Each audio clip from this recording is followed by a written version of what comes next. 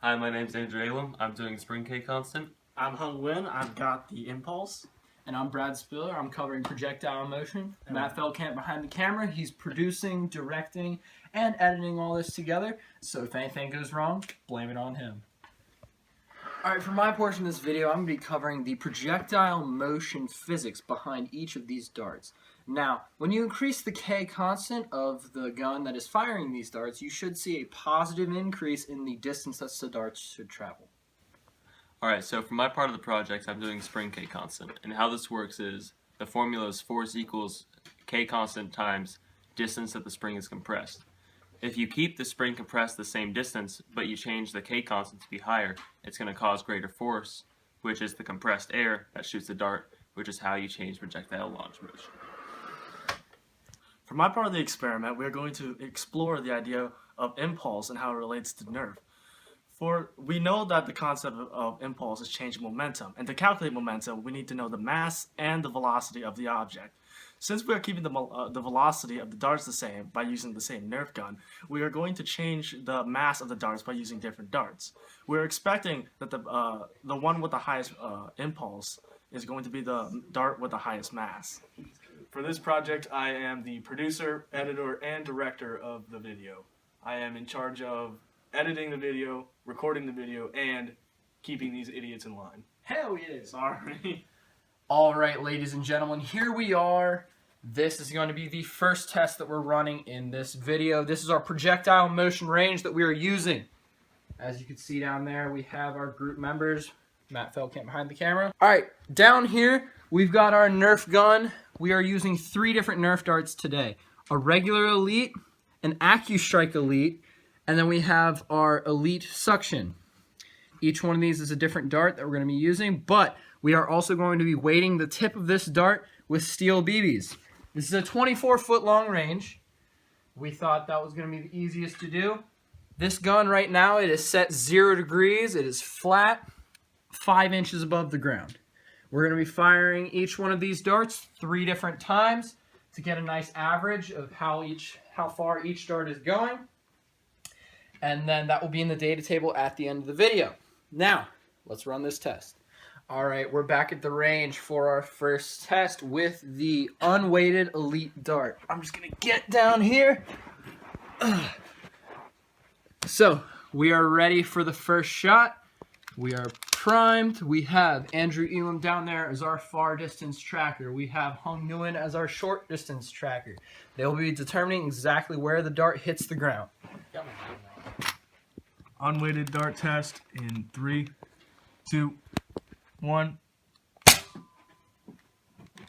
This is about 139.5 inches. 139.5. Okay guys, now we are running our second test. This is with the blue Elite Suction darts. Now if I didn't remember to say this in the first test, we are going to be converting the inches into centimeters for our calculations done later in the video. Unweighted suction dart in 3, 2, 1. Right here. Right here. So average that, 181. 181. Alright guys, this is our third trial on the range with the AccuStrike Elite Nerf dart. This one is spiraled, so it should be going a little bit farther than all of the other darts. We are primed and ready. Now, if this dart does leave the range, we have devised a way to measure it. But from our tests, it has been pretty consistent. AccuDart, unweighted in 3, 2, 1. I have it about here. Right here. So, about 120.5. no, 220. Oh, whoops. 211. 211. Yeah. 211. Ignore what I said. Alright guys, we are back at the range for our fourth and final dart that we are testing today. It is going to be the weighted streamlined dart. We are using steel BBs to weight the tip of this dart. We go ahead and put those darts right into that tip. It's going to make it a lot heavier, adding about 0.99 grams to the weight of the dart. Weighted streamlined dart in 3, 2, 1. That had about right here.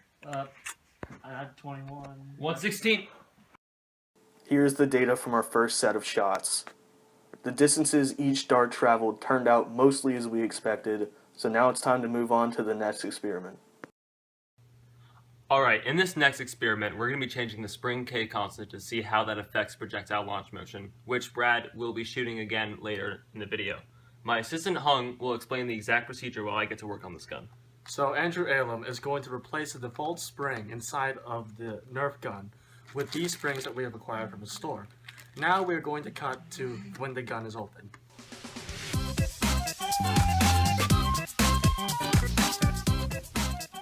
Alright, so we have gotten the inside of the gun, and how these guns work is you pull this back. Sorry, I took out the spring right here, so it's not going to cock, but when you pull these back, the spring comes out, the spring goes in, and it shoots in compressed air, which then launches the dart out. So what we will be doing is changing the spring K constant, which puts more force, causing more compressed air, which will hopefully affect our projectile launch motion.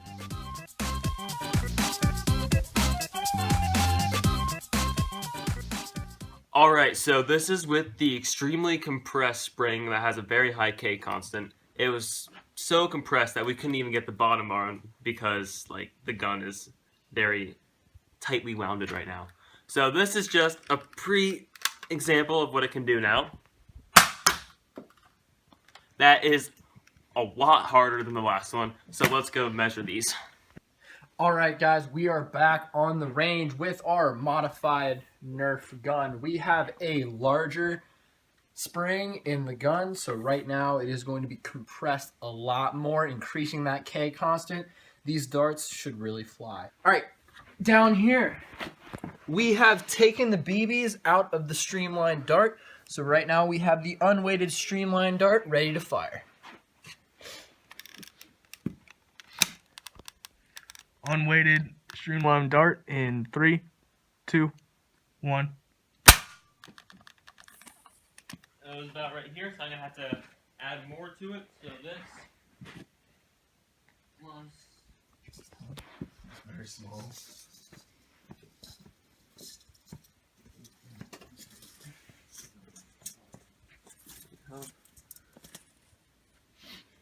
plus 16, so I'll get back to you. That's a lot. I'll get back to you on what that actual measurement is, which will be in our data table.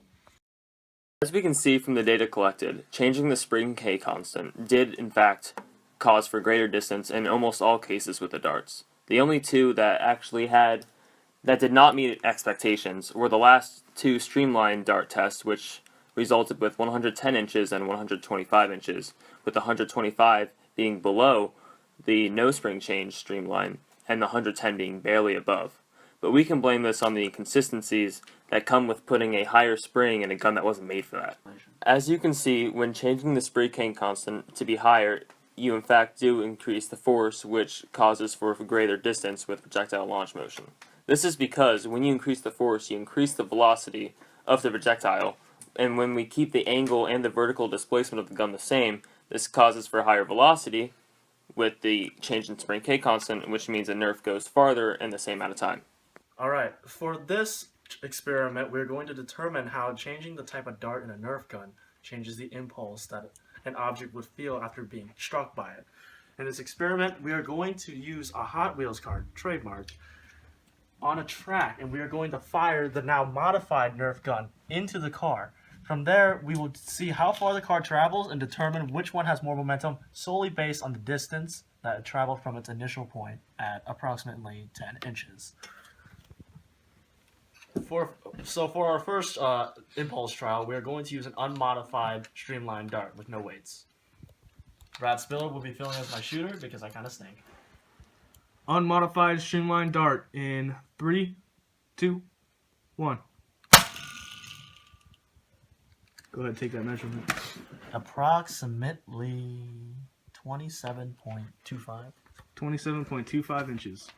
Looking at the data, we can now compare what was expected of the tests and what was actually observed. Case in point, the Accu shot versus the weighted streamline.